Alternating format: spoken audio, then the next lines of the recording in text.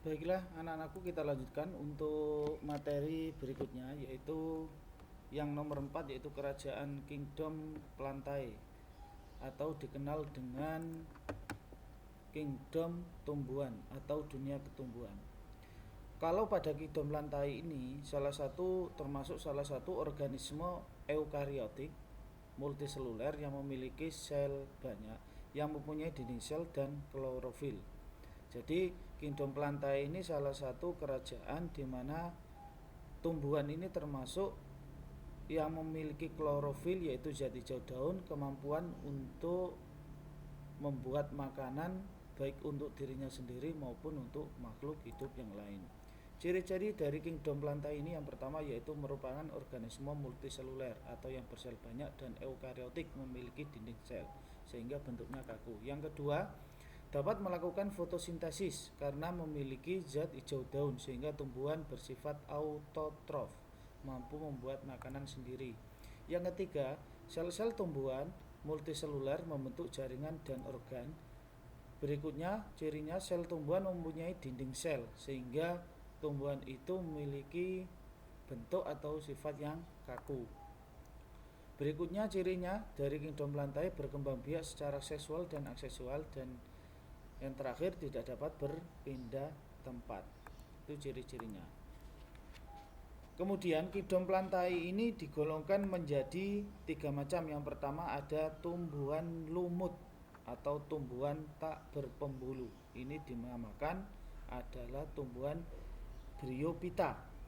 Apa itu tumbuhan lumut? Tumbuhan lumut itu adalah suatu kumpulan tumbuhan kecil yang hidup di darat dan biasanya tumbuh di tempat lembab. Ya. Yang kedua, Kingdom Plantae digolongkan yang kedua adalah tumbuhan paku-pakuan. Tumbuhan pakuan-pakuan ini adalah tumbuhan yang sudah mempunyai akar, batang, dan daun sejati. Dan yang ketiga, Kingdom Plantae ini yang ketiga digolongkan menjadi tumbuhan biji atau tumbuhan berpembulu. Nanti ada Gymnospermae dan Angiospermae. Yang pertama, tumbuhan lumut Bryophyta. Ciri-ciri tumbuhan lumut secara umum sebagai berikut. Yang pertama, memiliki bentuk menyerupai akar atau disebut rhizoid. Batang dan daun tetapi bukan akar, batang, dan daun sejati. Yang nomor 2, tidak ditemukan adanya jaringan pembuluh pada alat tubuhnya. Pengangkut air dan garam mineral berangsur dari sel ke sel secara lambat. Yang ketiga, habitatnya di tempat lembab atau basah. Jadi lumut ini memiliki ciri hidupnya di tempat lembab atau basah. Yang keempat, tubuhnya berukuran 0,5 cm sampai 15 cm. Dan ciri yang nomor 5, daur hidupnya mengalami pergiliran keturunan antara fase kawin gametofit dan tak kawin sporofit, disebut metagenesis. Ya. Contoh dari tumbuhan lumut Bryophyta ada 2 macam, yaitu lumut hati dan lumut gambut. Nanti untuk ciri-ciri dari lumut hati dan lumut gambut bisa kalian buka di buku paket kalian. Selanjutnya yang nomor 2 yaitu kelompok tumbuhan paku. Yang nomor 2 digolongkan termasuk pada tumbuhan paku. Tumbuhan paku ini memiliki, tadi di awal sudah saya katakan bahwa tumbuhan paku ini adalah tumbuhan yang sudah memiliki akar, batang, dan daun sejati. Ya, ciri-cirinya yang pertama, tumbuhan paku merupakan kelompok tumbuhan berpembulu karena golongan tumbuhan paku mempunyai pembuluh kayu namanya xilem dan pembuluh tapis namanya phloem. Ini nanti kedua pembuluh ini yang dibuat untuk mengangkut berkas hasil fotosintesis. Yang kedua, tumbuhan berpembuluh sering disebut tumbuhan tingkat tinggi. Yang nomor 3, tumbuhan ini mempunyai organ tubuh seperti akar, batang, dan daun sejati, Cormophyta.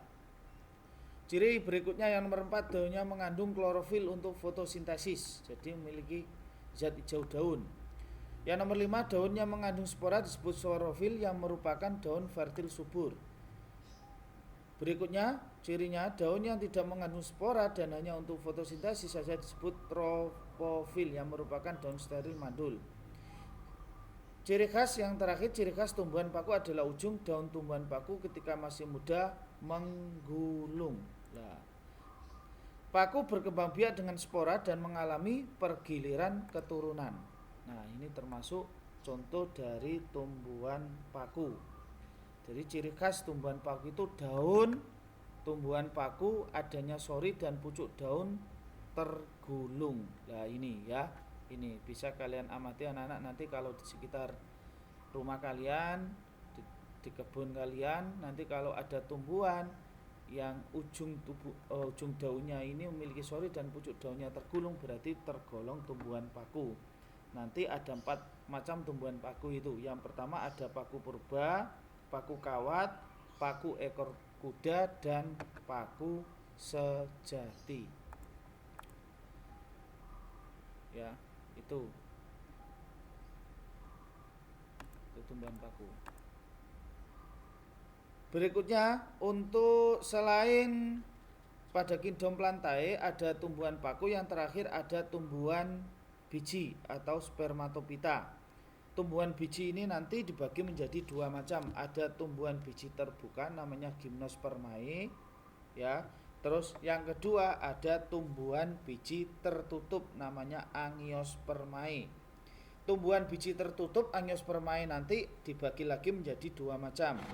Ada yang biji 1 dan ada biji 2, namanya monocotyledoniae atau dicotyledoniae, atau monokotil dan dikotil. Nanti ciri-ciri maupun perbedaannya bisa nanti kalian baca di buku kalian, buku paket ataupun nanti di lembar kerja siswa. Nanti buka pada halaman 39 nanti ada. Berikutnya yang terakhir untuk klasifikasi makhluk hidup, untuk kerajaan yang terakhir adalah kingdom Animalia. Animalia ini diartikan kelompok hewan. Ciri-ciri dari kingdom Animalia ini, yang pertama bersel banyak, yang kedua tidak berklorofil atau tidak memiliki zat hijau daun, sehingga hewan ini tidak bisa membuat makanan, beda dengan plantae atau tumbuhan. Kalau tumbuhan itu memiliki klorofil sehingga bisa membuat makanan.